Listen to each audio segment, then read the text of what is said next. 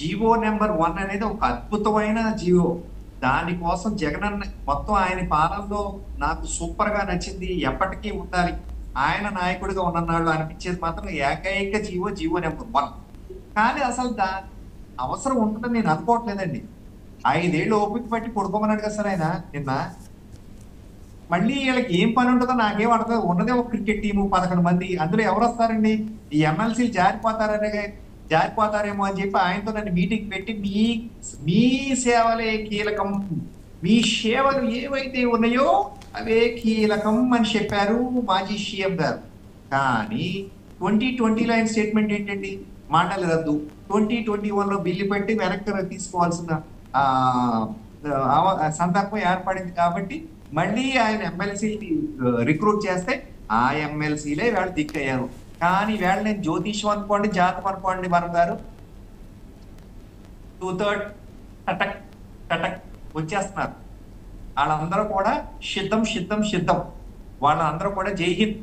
కాబట్టి లక్ష్మణరావు ఇందాక మాట్లాడారండి. డిఎంకే ఏఐడిఎంకేలు 7 నుంచి ఒకసారి 89 91 ఇవన్నీ చెప్పారు. నాకు ఉంది. కానీ అప్పటికిప్పటికీ తేడా ఏంటో తెలుసా లక్ష్మణరావు? ఈవేళ మీ నాయకుడికి బ్యాడ్జ్ నెంబర్ 6093 ఉంది. ఆ రోజు జయలలిత గారికి 6093 అనే బ్యాడ్జ్ లేదు కాబట్టి ఆవిడ వచ్చారు. ఈ బ్యాడ్జ్ గుండెల మీద తెలుసు కదండి, లెఫ్ట్ సైడ్ జోబు మీద రాస్తారు ఖైదీ నెంబర్ 6093. కాబట్టి ఆయనకు వచ్చే అవకాశం లేదు. మీ మాట ఇంకొకటి చెప్తున్నాను, అప్పట్లో మా హయాంలో ఎంతో అభివృద్ధి జరిపింది అంటారు. ఏమండి, మీ వీడియో నాకు బాగా గుర్తు.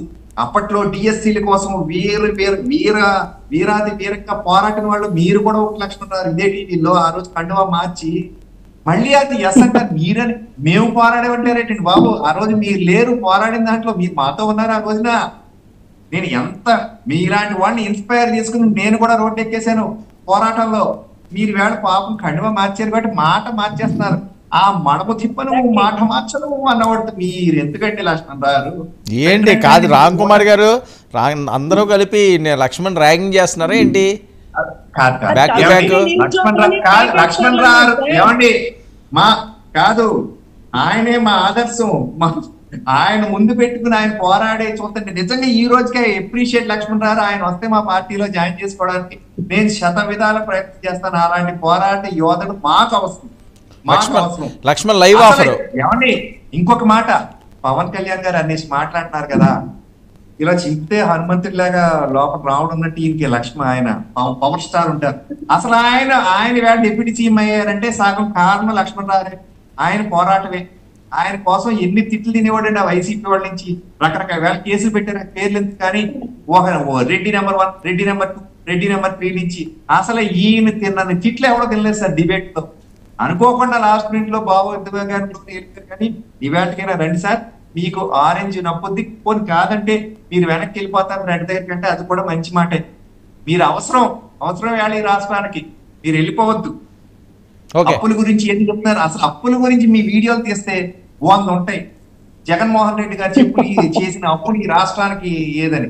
ఇక నెంబర్ 2 జాతీయ స్థాయిలో అప్పుల గురించి మాట్లాడుతున్నారు. రాష్ట్రంలో చేసేటట్టుగా పైన దొంగ అప్పులు తీసేసుకుంటే వేరే వాళ్ళందరూ ఒప్పుకోరండి. ఒక లిమిట్ ఉంటుంది, దానికి ఒక పద్ధతి ప్రాసెస్ ఉంటే ప్రాసెస్ ప్రకారమే తెచ్చారు. చంద్రబాబు నాయుడు గారు పైకి వెళ్ళి ఇప్పుడు అప్పు కోసం పాఠాలు చెప్పి ఈ రాష్ట్రానికి అవసరం ఫండ్స్.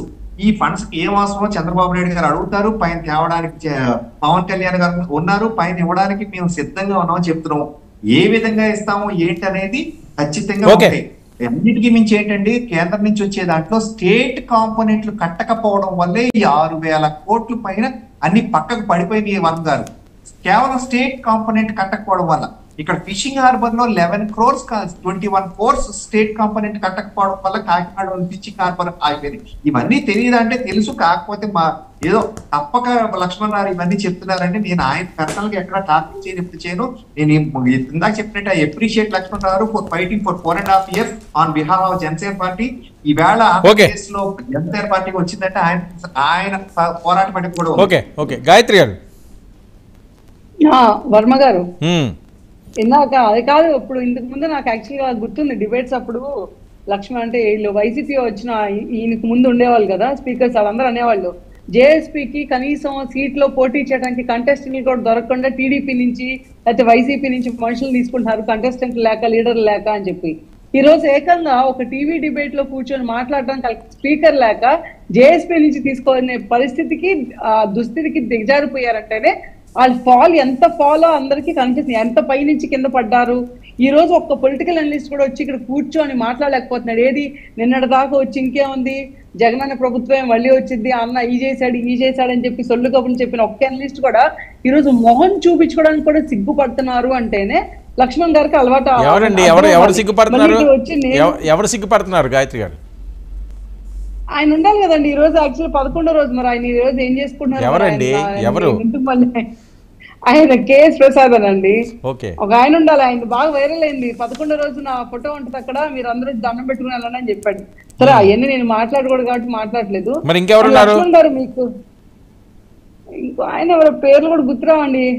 అందరూ పొలిటికల్ అనలిస్ట్ ముసుగులో వచ్చేవాళ్ళు. ఏ పేరు గుర్తుంది? వచ్చిన ప్రతి ఒక్కరు బ్యాటింగ్ చేసేవాళ్ళు. వైసీపీ బరిన ఆడదాం ఆంధ్ర అని చెప్పి మొత్తం కలిపి డకౌట్ అయ్యి వెళ్ళిపోయారు. అంతా బొబ్బున్నారు. లాస్ట్ కి ఏమైందంటే జనసేన తరపు నుంచి మొన్నటిదాకా పోరాని లక్ష్మణ్ గారు మిగిలారు ఈ రోజు మా కళ్ళ ముందు. ఎందుకంటే మిగతా అధికార ప్రతినిధులు ఏం రావట్లేదా? మీరు చెప్పాలండి డిబేట్ లో. నాకు వస్తున్నారు మీరు నా వరకు ఓకే, మిగతా వాటికి వెళ్ళలేదా? ఎవరో కనిపించట్లేదు అంటున్నారు.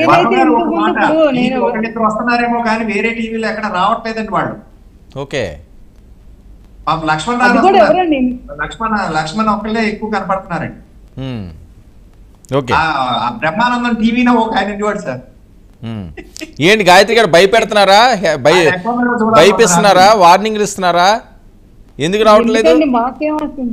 మేము అసలు చాలా డెమోక్రటిక్ పార్టీ అండి, ఇది డెమోక్రటిక్ అలియన్స్. మేము ఓపెన్ గా చెప్తాం. మేము అసలు నేనైతే వెయిట్ చేస్తున్నా ఎప్పుడెప్పుడు ఆ రోజు నాతో కూర్చొని డిబేట్ చేసిన కేఎస్ ప్రసాద్ గానీ, ఎవరో రాజశేఖర్ అని ఎవరు ఉండాలండి ఒక ఆయన కానీ, లేకపోతే వెంకటరెడ్డి అంటే ఆబ్వియస్లీ కేసులోని పక్కన పెడితే ఇంకెవరు హనుమంత్ రెడ్డి, నాకు పేరు గుర్తు రావట్లేదు ఇప్పుడు. ఏంటి వెంకటరెడ్డి మీద ఏంటి కక్ష సాధింపా? చిచ్చి మాకేం పని అండి అసలు. మరి కేసులు అంటున్నారేంటి? అంటే మేము చెప్పాం కదా, లీగల్ గా 100% ఒక రాంగ్ ఇన్ఫర్మేషన్ చెప్పినా, లేకపోతే పబ్లిక్ ని మిస్గైడ్ చేసినా, లేకపోతే పిచ్చిగా ఎలిగేషన్స్ చేసినా, పర్సనల్ అటాక్ చేసినా సరే వాళ్ళు ఎవరిని వదలం అని చెప్పి ఆ రోజు క్లియర్ గా రెడ్ బుక్ అని చెప్పి రాసుకొని చేస్తాం. అంటే అదే వెంకటరెడ్డి ఇక్కడ డిబేట్స్ లో కూర్చొని, లేకపోతే వెంకటరెడ్డి ఒక్కడే కాదు మిగతా లీడర్స్ లో కూర్చొని లోకేష్ గారిని ఏదో పిచ్చి ఆంధ్రాన్ని మాట్లాడి తక్కువ చేసి మాట్లాడి ఎగతాళి చేసిన వాళ్ళందరూ ఈ రోజు మరి ఎందుకు దాక్కున్నారు? ఎందుకు కనపడట్లేదు పబ్లిక్ కి? ఎందుకు అండర్ గ్రౌండ్ వెళ్ళిపోయి వాళ్ళకి తెలియాలి. తప్పు చేసినోడైతే భయపడతాడు. ఈ రోజు నేను ఉన్నాను, ఆ రోజు నేను ఇక్కడే కూర్చున్నాను, ఇప్పుడు కూడా నేను ఇక్కడే కూర్చున్నాను. నా పార్టీ ఈ రోజు గెలిచింది కాబట్టి కూర్చోలేదు. నా పార్టీ నిజంగా ఓడిపోయినా కూడా నేను వచ్చి కూర్చున్నాను ధైర్యంగా, నాకేం భయం లేదు. నేను ఎక్కడ తప్పుడు మాట మాట్లాడి నేను క్లియర్ గా చెప్పాను కదా. ఇప్పుడు మేము ఇందాక ఆయన అన్నారు మీరు మెగా డిఎస్సీ కింద 16,000 ఎందుకొని అని చెప్పి. మాకు ఇప్పుడు ఉన్న అవైలబుల్